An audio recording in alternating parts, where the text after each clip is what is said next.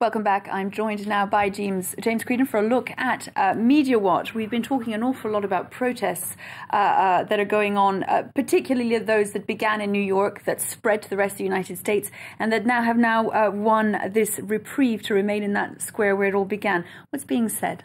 Well, it's been an interesting day to observe the social media, Melissa, especially because this isn't just New York, it's across the US. You've Occupy Boston, you've Occupy Detroit, Denver, other cities like that. It's a movement that is sort of taken off on social media and is being organised by hashtags such as this one. If we have a look online now, the thing is, in the last 24 hours there were attempts to disperse these crowds which have gathered in various public spaces across American cities, and the Occupy Denver movement, you can see the hashtag here that organises the various tweets or messages on Twitter. Police took everything, destroyed the camp, including legal areas on the sidewalk, many arrested, said park closed indefinitely. So that was in Denver. In New York, as you were recounting in the bulletin, Melissa, they were allowed to stay on. Now, the park where they have been assembling is a privately held square, and the proprietors of that square wanted to clean it or tidy it up, or so they said.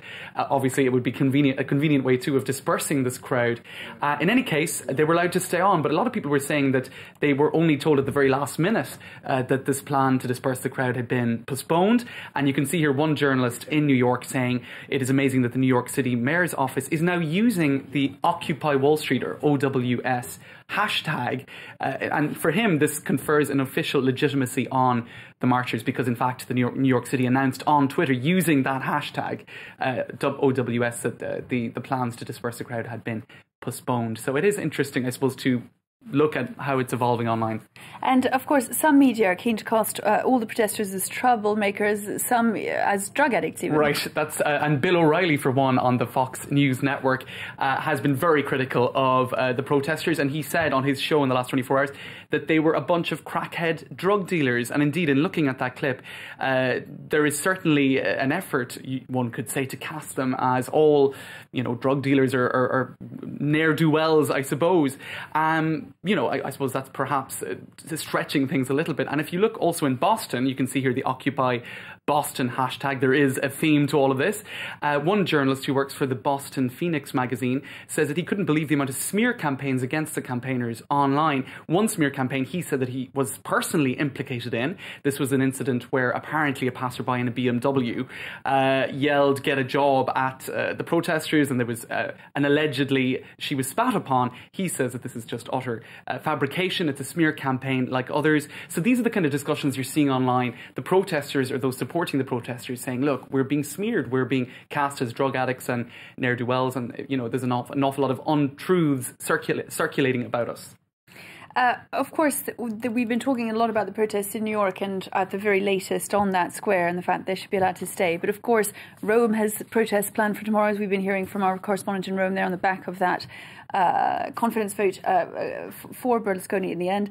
Others planned in London. This is pretty extraordinary stuff, actually, because some would say that there is a global trend to this entire movement, and protesters are planning to occupy the London Stock Exchange tomorrow. There are calls for people to gather at St Paul's Cathedral and then to march on the Stock Exchange from there. Now, again, people are organising themselves online. There's a Facebook page for this. Some 14,000 people liking it. So I have to say that doesn't sound like it's going to rock London too much tomorrow if it's 14,000 people have liked it. Also on Twitter with some 3,000 people following it. So for now, it doesn't really seem like that movement, if we're looking at those figures online, is going to be very, very large.